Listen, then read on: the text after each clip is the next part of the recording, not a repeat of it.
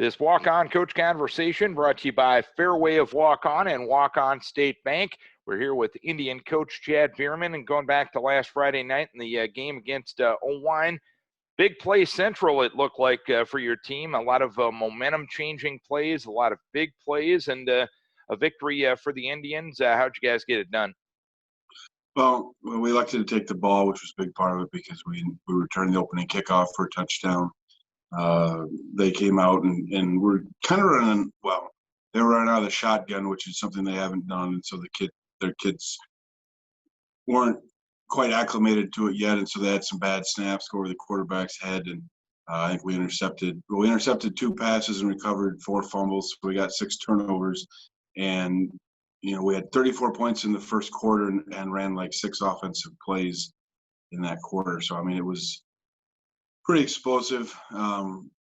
We got up, we hit 50 with 6.5 minutes to go in the second quarter, and we got our starters out and let the subs play for 2.5 quarters.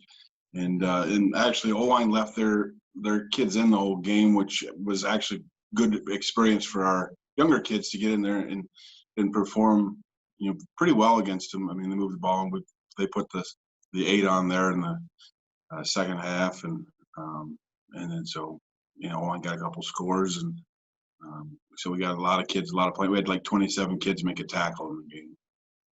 Looking at your passing stats from that game, Creed Welch 4 of 4, 4 touchdowns. Can't get much more efficient than that, can you? No, it was. He did a good job putting the ball where he needed to, and then kids would make one kid miss, maybe, and get into the end zone. And Brady Barron had a nice game. He's a kid that I think we're going to be trying to get the ball to more and more as the season goes along. Creed put the ball where he needed to, and then the kids made something happen once they caught it. Technically, now you're past the halfway point of the season. When it comes to the development of this football team, what type of midterm grade would you give your squad? I would say probably a B. We show spurts. Like I said, Friday night was one of those, and against Waverly, we came out ready to play.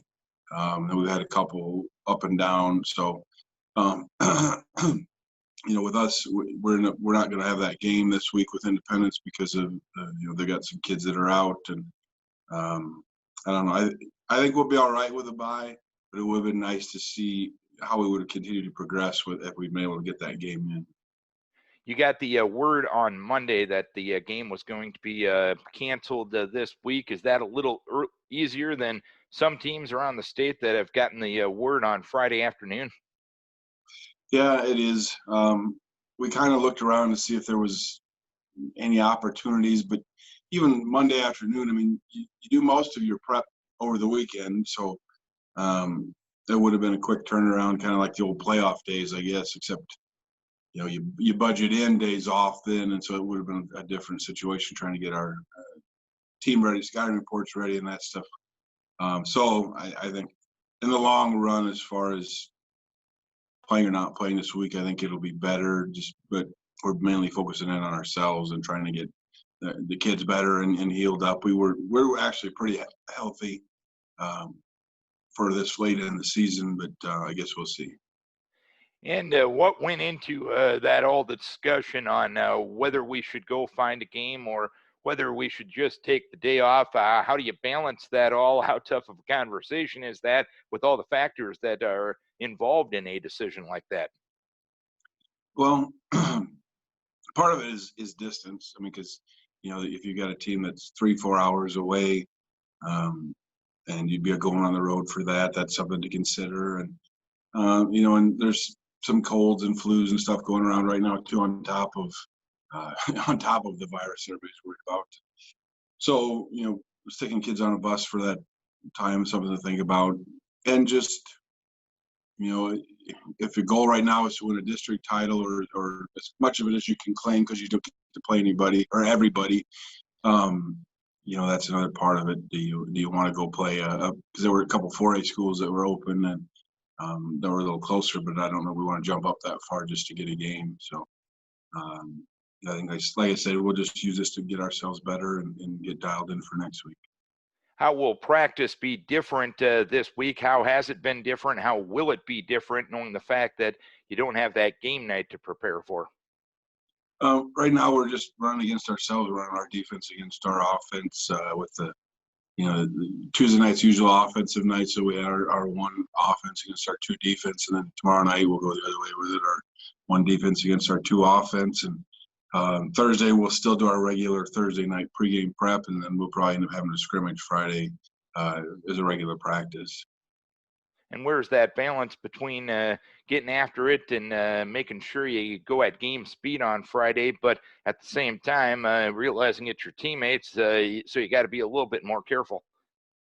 We'll probably err on the side of caution with that, as far as not letting them get. We probably won't go to the ground. I know we'll see, but I don't know if we'll do a live action scrimmage or we'll just do thud where we make contact and determine whether the kid would made a tackle or not. That's what we do most of our practices. We don't really do live tackling to the ground. So we'll see Friday how things are looking. If we have a good intense practice, if we have to go live to get some intensity, though, we'll do that. But I'd probably rather not. When's the last time you had a Friday night free as a head football coach? I think we had maybe a bye when I was still down in the Valley. We had one. Like we played couldn't find a week 9 opponent or something. And actually at Valley, for like in the mid 90s or late 90s, we used to play a dome game on Thursday nights, so we would end up with that Friday off. And if we were in the playoffs, it was nice you could go scout whoever you thought you might be playing. So, but that's 20 years, so it's been a while. All right, Coach. Well, enjoy the week off. Keep your kids healthy, and best of luck as you prep for week number 6 next week. All right, thank you. This Walk-On Coach Conversation brought to you by Fareway of Waukon and Waukon State Bank.